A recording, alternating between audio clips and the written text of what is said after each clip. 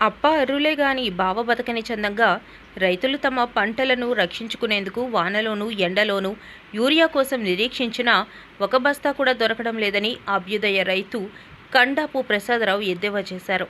రాష్ట్రంలో ఎరువుల కొరత లేదని రైతులు అధైర్యపడవద్దంటూ కూటమి ప్రభుత్వం జిల్లా కలెక్టర్లకు చెబుతున్నా యూరియా కొరకు అగచాట్లు తప్పడం లేదన్నారు. వ్యవసాయ శాఖ రాష్ట్రంకు సరిపడా ఎరువులున్నాయని, ఇందుకు కావలసిన 6,22,000 టన్నులు కావాలని కేంద్రాన్ని అడిగామని, ఈ ఏడాది 5,70,000 టన్నులు అమ్మకాలు జరిగాయని చెబుతున్నా రైతులు ఎందుకు రోడ్డు ఎక్కవలసిన పరిస్థితి వచ్చిందన్నారు. ఒక్కొక్క మండలానికి 10 నుంచి 20 టన్నులు కేటాయించామని ప్రకటనలు ఇస్తున్నారు.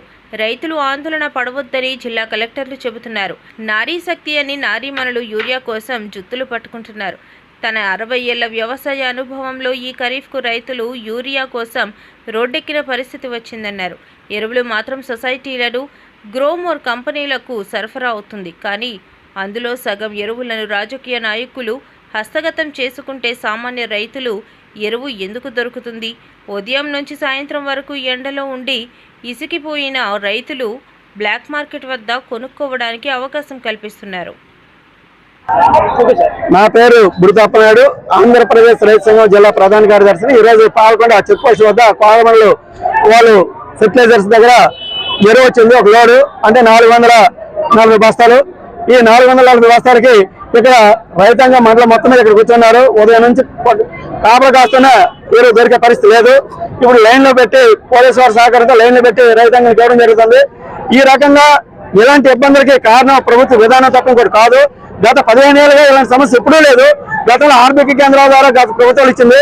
ఈ ప్రభుత్వం వచ్చేసరికి ఆర్ఎస్కేలు మార్చింది కానీ కావాల్సిన ఎరువు రైతాంగానికి అందించలేదు. దీనికి ప్రధాన కారణం సరిగ్గా ఖరీఫ్ సీజన్ ప్రారంభమైన టైంలో ఆర్ఎస్కేలో ఉద్యోగస్తులందరికీ ట్రాన్స్ఫర్లు పెట్టారు.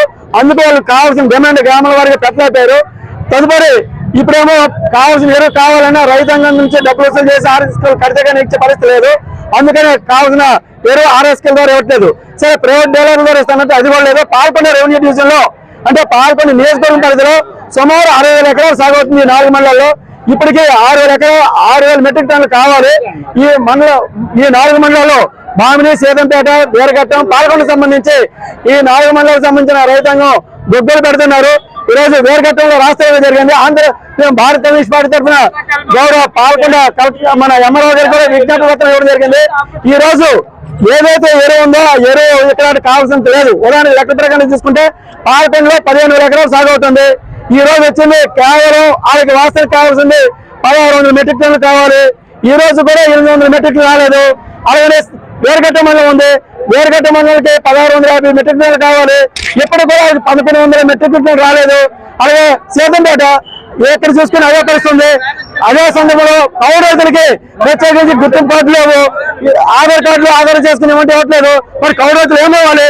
అందుకని చెప్పి మేము ఆంధ్రప్రదేశ్ రైతు సంఘంగా, భారత కమ్యూనిస్ట్ పార్టీగా గౌరవ పాల్గొండ ఎంఆర్ఓ గారికి కూడా విజ్ఞప్తి చేస్తాం. ఇప్పుడు ఎంఆర్ఓ గారు ఇక్కడికి వచ్చున్నారు, ఎస్ఐ గారు వచ్చారు.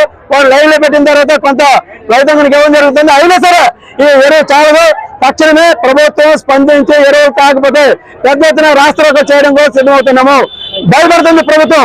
భయానికి వచ్చారు. ఎందుకంటే రైతులకు ఎరువు ఇవ్వకపోతే రూపాయలు పెట్టుబడి పెట్టి ఏమో రైతు అందుకని రాష్ట్రం చేస్తారో చేసుకోండి. కానీ సమస్య మాత్రం పరిష్కరించకపోతే రోడ్లు తప్పదని చెప్పి ప్రభుత్వానికి హెచ్చరిస్తున్నాం. నా పేరు బుడితప్పనాయుడు, ఆంధ్రప్రదేశ్ రైతు సంఘం పార్వతీపురం మండలం జిల్లా కార్యదర్శిని.